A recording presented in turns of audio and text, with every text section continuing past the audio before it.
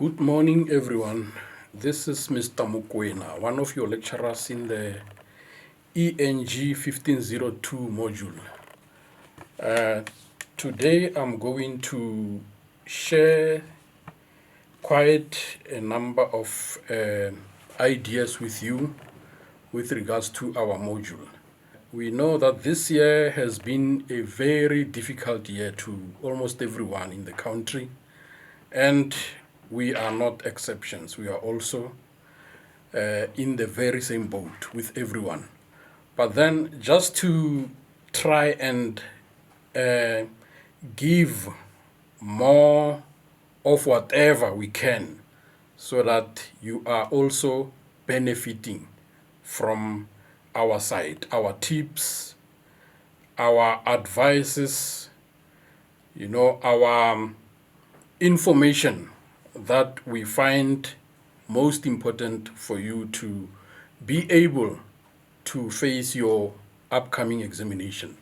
I am going to, talk broadly about our module and also at the same time trying to, touch on some key points that will be very helpful in your preparation for your examination. The rules that you see are, the rules that are general. We use them when we are engaging with you face to face.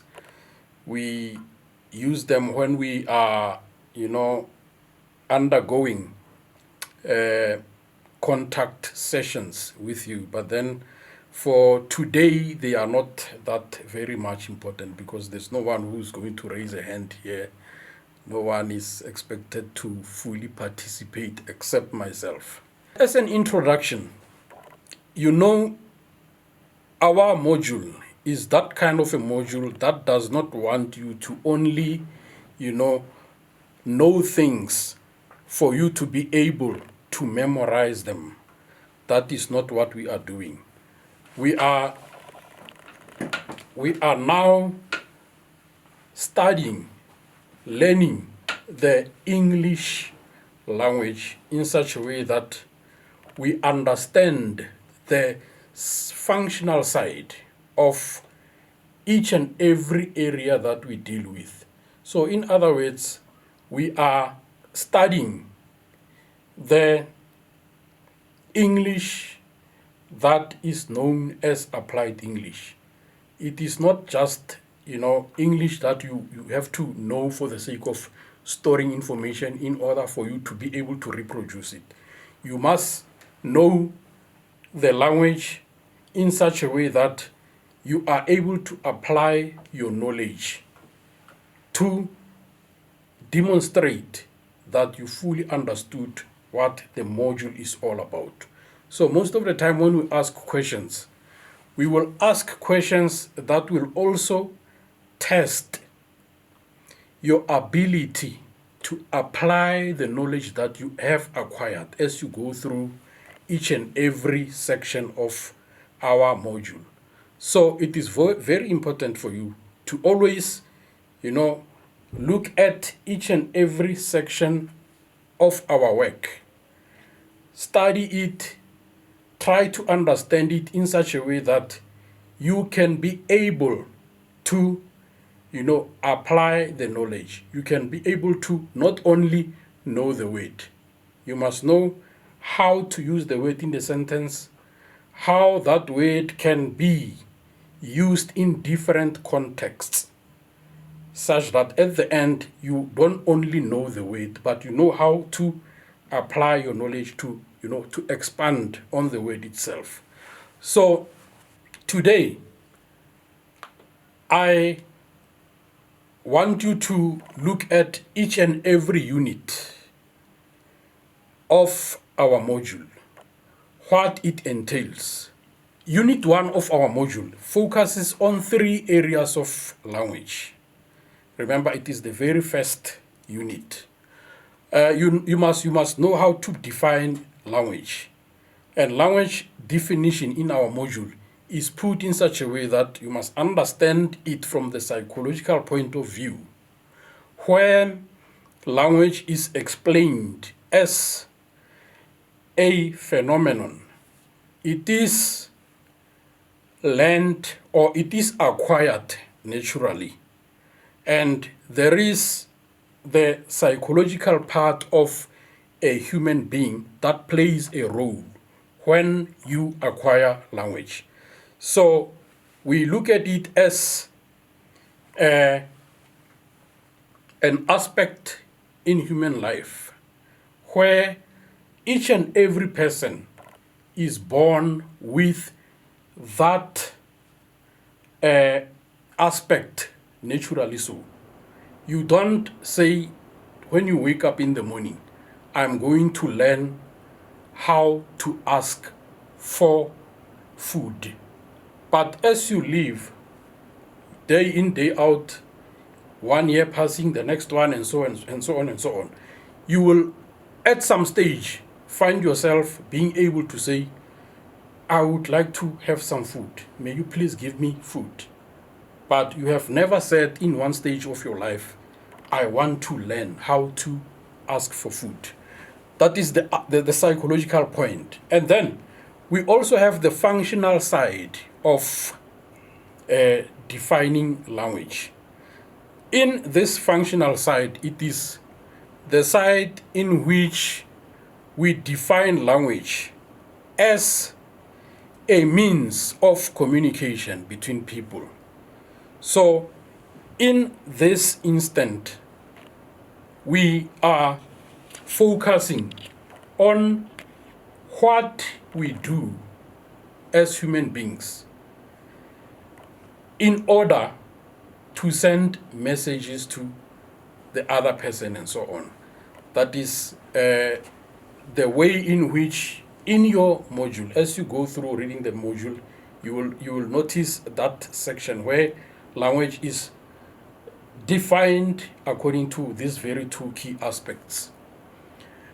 The other area that Unit 1 is focusing on is the very same functions of language, where you have to understand the forms and structures of language and their functions. For example, we know that we have nouns, we have verbs, we have adjectives, all those parts of speech, adverbs, prepositions, pronouns, conjunctions, and so on and so on. All those parts of speech, we look at them as forms. And this module wants us to also focus on their functions. We don't want you to only know that this is an adjective. You must know how an adjective functions in language. That is why at the beginning I've said we do not only want students to know these concepts for the sake of, being able to reproduce, being able to memorize. That is not what we intend. We want you to be ready to respond to any question that requires you to show how this part of speech functions in language. And then thirdly, Unit 1 wants us to focus on the different grammatical aspects of the English language. Here, the focus is now on the side of grammar. And then it relates to the systematic components that are interrelated. In other words, we have components within language that are individually placed within the language, but they are interrelated in such a way that none of them operates as a silo. They all work together so that at the end you have a complete language. You have texts, you have ways in which you can express your thoughts. All of those important things that we as human beings cannot live without are there because of we have phonetics, phonology, morphology, vocabulary, orthography, syntax, semantics, pragmatics, and discourse. If you look at all those concepts, sometimes they are referred to as meta language. Those are the concepts that are making up our module as such. If you know all of those, then it means you have mastered what we call ENG1502. In Unit 2, we are looking at language varieties. In communities, in society, people speak the language not exactly the same way. That is why we are studying what language varieties is all about. We, in this unit, are looking at what is called standard and non-standard varieties. When we talk of standard, we are referring to, an acceptable way of speaking. Standard language is an acceptable, verbal or written language. But in most cases, when we write, especially for academic purposes, at school, at university, you are expected to use standard English, because I am now explaining non-standard language. Non-standard is any dialect. At certain times, or sometimes, it is referred to as incorrect English. Incorrect because it is not what you can put down in writing and give to a professional person or your lecturer or some people who is occupying a position that is, regarded as important in society. All those, different platforms require you to use standard language. And Unit 2 also focuses on the phonological, the morphological, lexical, and syntactical differences in standard and non-standard varieties. In other words, when you are tested in this section, you may be given, let's say, a passage, for example, a paragraph, where within that paragraph you are going to find some sections wherein non-standard variety has been used. So you must be able to dissect across that in this sentence within the paragraph, I can see that there is non-standard language that has been used, and its morphological structure, I can break it down into some morphemes and explain that this word is non-standard English because it falls within this category of people within society. And you must also know how to differentiate registers according to different functional domains. Register has to do with the language that you use when you speak to particular individuals. The way in which you speak, or the way in which you address a pastor, reverend, a priest, it's normally not the same as the way you would, speak to your friend at a place where you normally sit together and have some drinks. The language there is going to be different from the way in which you address your priest, your reverend, or an elderly person is expected to speak in a certain way when addressing young people. That is what we call register. They will always make it a point that they speak in such a way that their dignity is maintained. The young ones do not see them as a bad example to them. The language is going to be, in such a way that there is formality, some kind of formality. There is some kind of, a way in which one expresses their social position in society. Unit 3, sound patterns and symbols. In Unit 3, it is where we are looking at now sounds. When we speak, we make use of sounds, and those sounds are the ones that are contributing towards giving us a complete word. So, sound patterns and symbols, it is that area in our module where we look at phonetics, how words are pronounced, where in the mouth does the whole process take place. So, Unit 3, it simply wants us to navigate across the following areas of applied English language studies. Spelling and pronunciation. Remember, in your assignments, there were quite a number of questions that were asked where you were expected to explain how certain words are pronounced.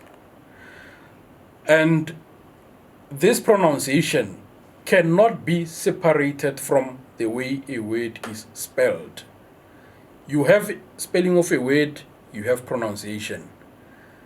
Some words are spelled in such a way that when you pronounce them, there are some, letters, some alphabets within that word that sometimes are not pronounced. You don't make a sound of those letters. I have put in an example of one word that was also asked in one of your assignments, where you had to write the word country, put it in phonetic transcription, and also explain how it is pronounced. So many students make a mistake of, rushing into giving an answer without saying the word. You must say the word on your own internally. Now, because you are going to write online, I think you have all the latitude to speak out, pronounce the word, listen to yourself as you are articulating that word. What happens? Let's look at that word, country. When you say country, at the beginning of the word you have C. So already I have picked up one key feature of that word. C is pronounced as if it is a K. Country. And then when you pronounce that word, the COU at the beginning, in South African English, we normally hear people saying country. The actual pronunciation, according to the dictionary, it's supposed to be country. Country. The OU, that one is not supposed to be OU as it appears. It's supposed to be country. Then as you explain the pronunciation, the C sounds like K. The OU sounds as one vowel, not country, as is common in South African pronunciation. So when you answer your questions on pronunciation, always make it a point that you look at the word, you say it, speak it out, listen to yourself, and then try to study whatever key feature that you can identify in the word. And then that very same key feature is the one that you are going to put down as your answer. That when this word is pronounced, this is what happens. And then that is how you get your answers correct. The terminology used to discuss sound system in English, we have to also check the terminology, go through your study guide, and then look at what terms are aligned to the sounds that we make. The articulation patterns, also study those. Sound and articulation as represented in the dictionary. There were questions that were asked, and for students to get them right, you are supposed to refer to your dictionary. Dictionaries give you an explanation of the word. They also give you the phonetic transcription of the word. So it was, disappointing to see students not getting questions correct because of not using the dictionary. I mean, a dictionary is a book that is in almost every household. Grab the dictionary and then use it to check each and every word's phonetic transcription. There's no need to get these things wrong. And in pronunciation, some words that fall within homophones, homonyms, homographs, and heteronyms play a very, very important role. Remember, there were questions where you were given words such as hear, that has to do with hearing with your ears, and then hear again, that refers to a location, a position where you are. Those words are spelled the same. I mean, they are pronounced the same, but they are spelled differently. So a question comes out and say, explain how these words differ in pronunciation. Give your whole explanation of what are the similarities and the differences between the two words. So you were supposed to explain that these words sound the same. The pronunciation is similar, but they are not spelled the same. And then you go on to explain how they are spelled. And then that is how you get it right. But then there were some misunderstanding from many students wherein this question was not answered properly. So we are talking about a homophone. These words, they sound the same. Phone has to do with sound. Homophones are words that sound the same, but they are not spelled the same. So you need to understand all those. Homophones, homonyms, they are written the same, but they don't mean the same thing. Like bank, as in river bank, and the bank where you save your money. The words are spelled the same, but they don't mean the same thing. Those are the things that we must try and understand so that when you get into phonetics, you are able to differentiate between spelling and sound. The other important thing is places and manners of articulation. Please check in your study guide, page 29 and page 30. Those two areas of Unit 3 are there. Study them. Look what places of articulation means and what manners of articulation mean. All right, let's get the next slide. This is the slide that contains places of articulation. We have bilabial. These places of articulation are named after the parts of the mouth. When we say bilabial, labial has to do with lips. So when we say bi means two. So bilabial, it has to do with a sound that is articulated when your two lips come into contact. So the sounds that are produced when that process is happening are called bilabial sounds. If you think of b, if you articulate all those sounds, you'll realize that your lips come together and we have that sound produced. Labiodental. Labio has to do with lips. Dental, we all know it has to do with our teeth. So labiodental means the sound that is produced when the lips and teeth work together in order to produce that sound. Think of f and v. The upper teeth touch your lower lip. That is why we have labiodental sound. Interdental is when the the upper teeth and the lower teeth come together, and your tongue will push forward to touch both those upper and lower teeth to produce that sound. If you think of th, that sound is produced when those two upper and lower teeth come together. The alveolar sound is a sound that is produced when your tongue touches the upper part, the gum ridge of our mouth cavity. The T sound, D. When you articulate those sounds, you'll feel your tongue moves up and then it touches that hard part of our mouth cavity at the top.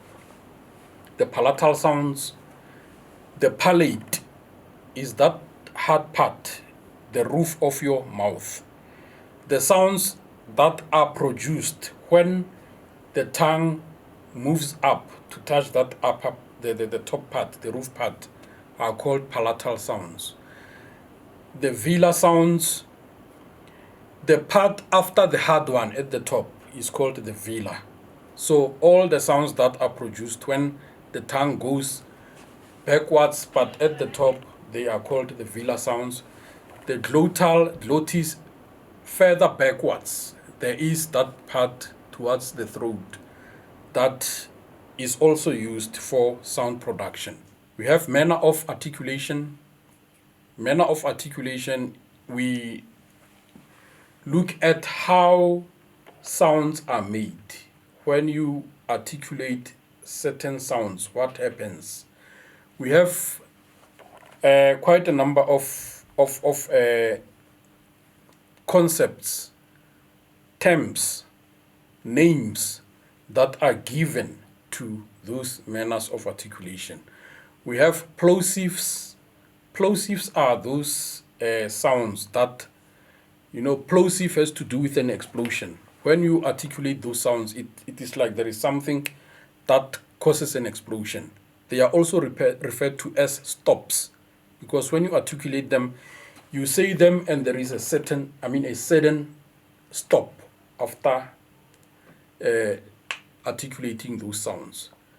Affricates are the sounds where the air in your mouth becomes temporarily blocked, but then shortly after that, the air is released. Nasals are the sounds that are made when we use our, the air within our nostrils comes out so that that sound can be made, like mm. And then fricatives are when the air goes out, it finds a free way out of our mouth. Laterals on the sides, when your tip of the tongue goes up and then there is air that is moving or finding its way through the sides of your tongue. The sounds that are made in that way are called laterals. And we also have approximates. Articulators approach but do not actually touch each other. It is like the rrr. It is the parts of our mouth, they go towards each other, but it is as if they are afraid of each other. Those are the sounds that we call approximates. In phonetics, there is also one very important area where we look at voicing, the vowels themselves, and stress. Voicing, it has to do with whether when you say or you articulate a certain sound, is it voice or voiceless? And then this is also very important, because I remember in one of your assignments, there was a question that required you to explain what normally happens in voiceless and voiced sounds.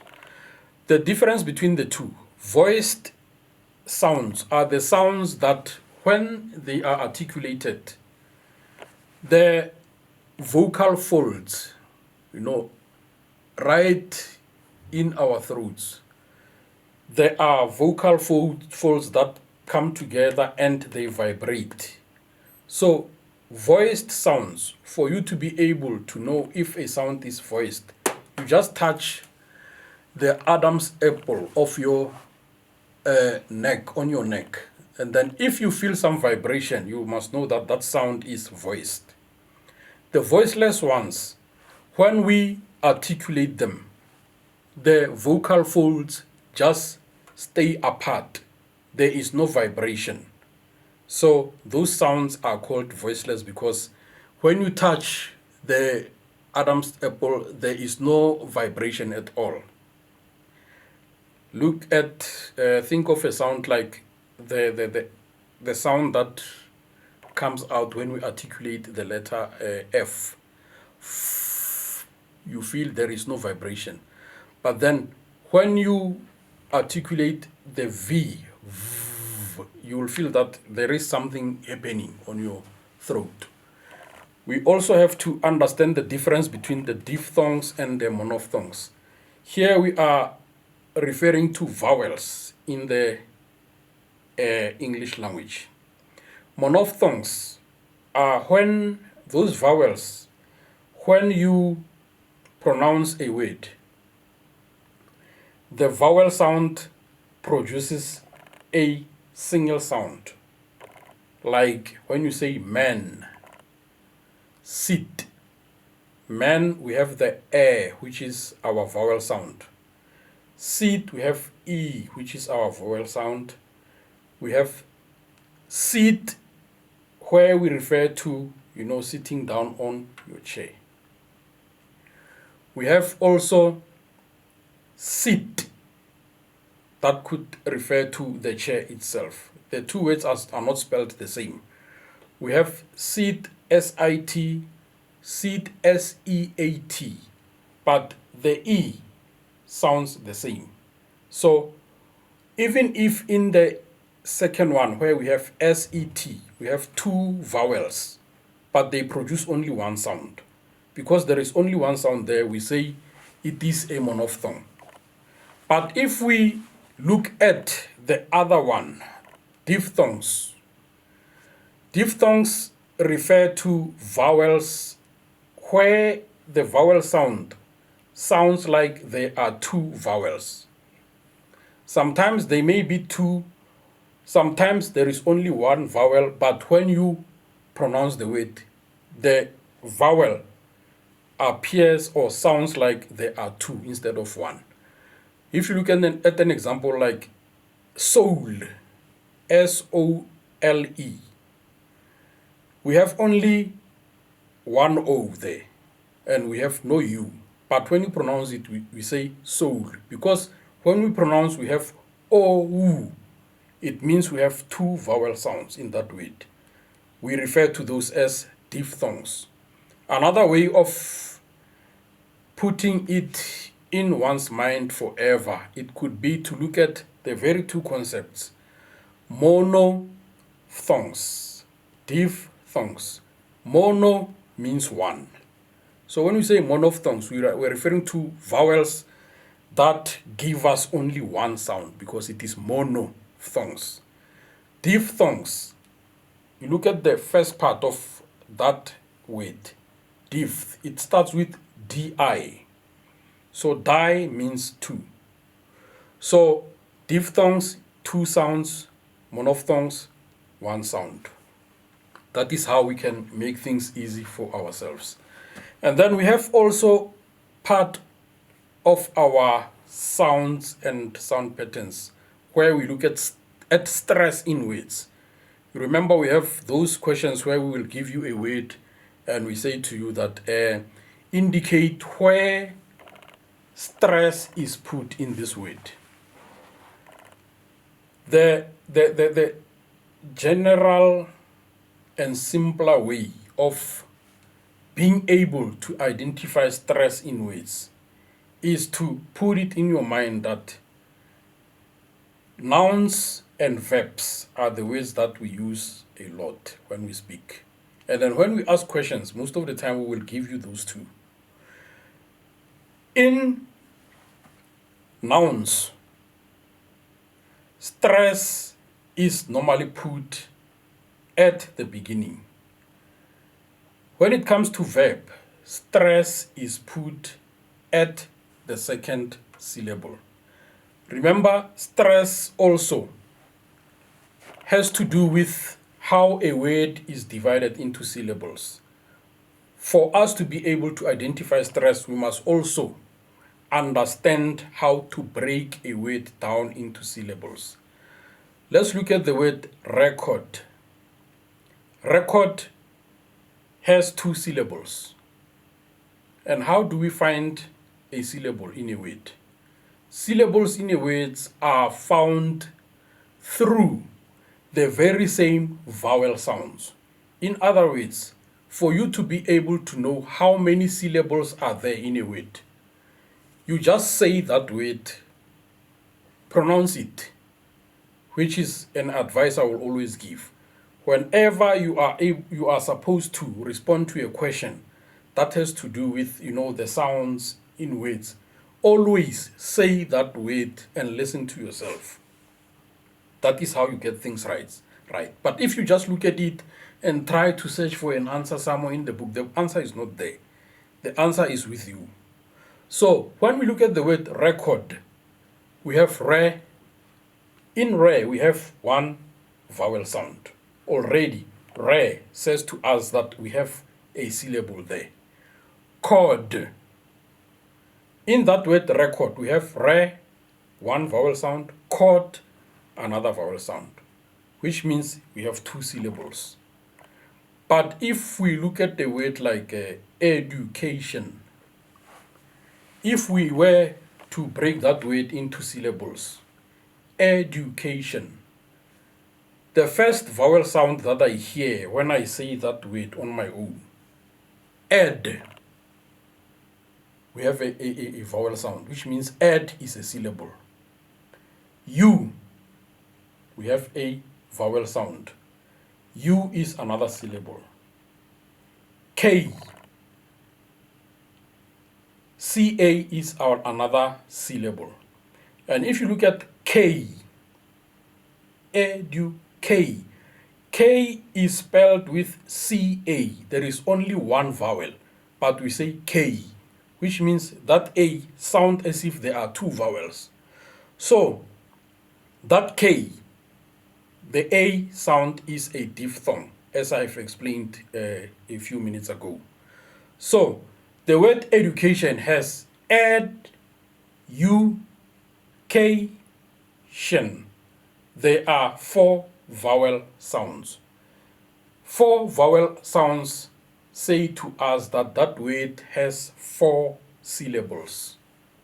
So going back to the word record, we have record, which is a noun. Can you give a record of your work? A record of your work. Record is a name given to something that you have done. So because of it is record that is used as a noun, the stress is at the beginning. But if we go to record that is used as a verb, can you please record your work? Record. So in record your work, because it is a verb, our stress is going to be in our second syllable, the last syllable. Also very important is to study intonation. Intonation plays a very important role in sounds, because when we look at intonation, we are talking about the way in which the pitch of your voice goes up and down as you speak, as determined by the situation, your emotions, and so on. Unit 4 is that unit in your module that deals with word formation, morphology. Some people, see this as monstrous. They think this is the most difficult section, whereas it is not.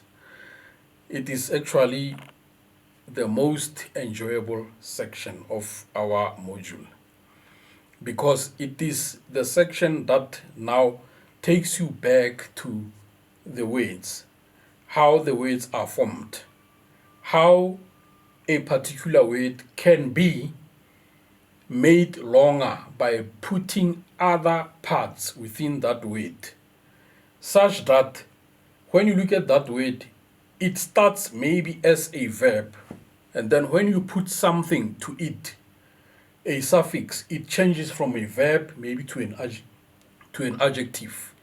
Sometimes it changes from a verb to a noun, depending on whichever other part in a form of a suffix you would have put in that word.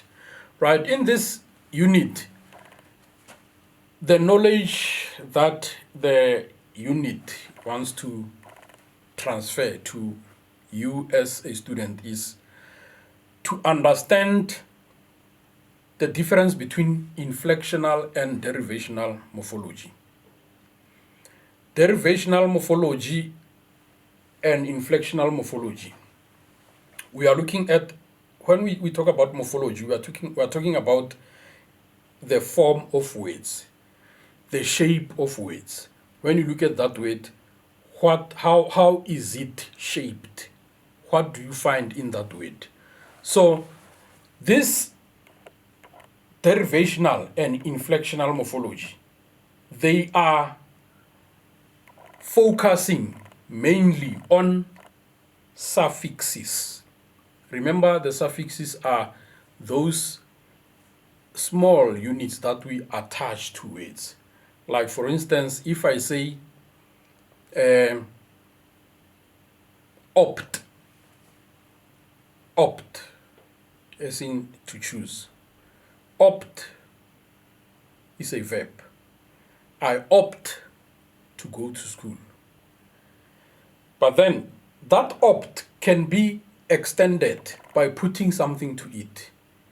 You take ION, it is no longer opt, it is now option. That ION that you have